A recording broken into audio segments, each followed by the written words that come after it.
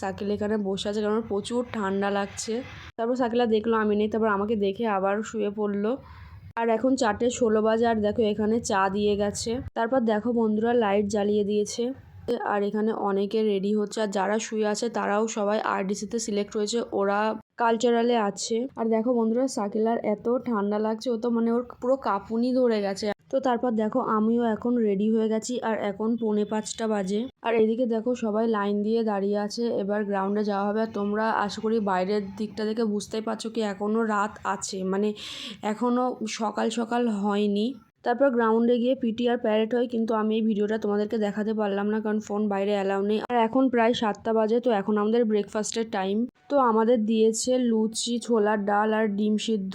এটা হলো আমাদের ডিম চোর দিদি। সরি, মজা করছিলাম, আসলে সবাই এর কাছে ডিমটা রাখতে দিয়ে গেছে। তারপর ব্রেকফাস্টের পর আমাদের ক্লাস হয়, তো ক্লাস থেকে আসার পর এই ভিডিওটা আর ক্লাসের ভিডিওটাও আমি তোমাদেরকে দেখাতে পারলাম না।